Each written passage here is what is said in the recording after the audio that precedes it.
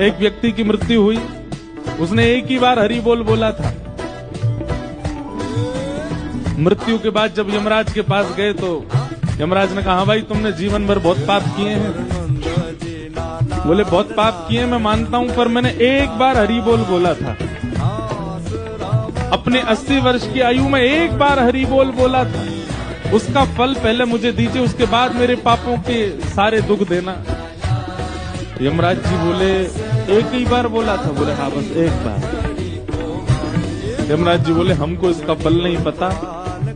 तो व्यक्ति बोला तो मुझे नहीं पता, पहले उसका फल मिलेगा तब नरक की यातनाएं भोगूंगा। यमराज जी उसको लेकर के शंकर जी के पास गए। शंकर जी से जाके पूछा कि महाराज इसने एक बार हरि बोल बोला है, इसका क्या फल मिलेगा?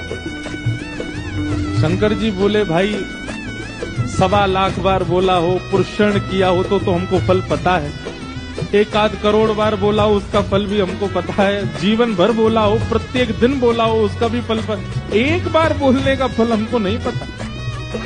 तो व्यक्ति बोला ऐसे काम नहीं चलेगा, आप दोनों को मैं देख लीजिए, फिर मैं भगवान शिकायत करूंगा, मुझे फल नहीं दे रहे, एक बार का फल दीजिए।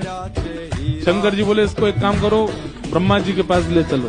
तो यमराज जी शंकर जी उसको लेकर ब्रह्मा जी के पास गए। ब्रह्मा जी भी बोले भैया हमको सबके फल पता है, एक बार का फल नहीं पता। तो नारद जी के पास ले चलो।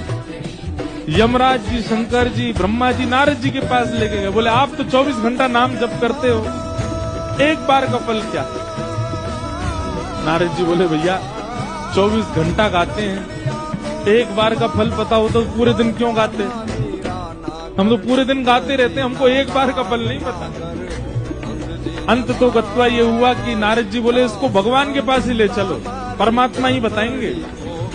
शंकर जी, यमराज जी, नारद जी, ब्रह्मा जी उसको लेके जैसे भगवान के पास गए, वैकुंठ में प्रवेश करते ही चारों ने चरण पकड़े। बोले भगवान इसने जीवन में एक बार हरि बोल बोला, उसका फल क्या मिलेगा? भगवान बोले अब और फल जानने की क्या आवश्यकता है? स्वयं ब्रह्मा जी, यमराज जी, शंकर जी, नारद जी जिसको लेके वैकुंठ धाम है, समझो यही एक बार हरि बोल का फल है।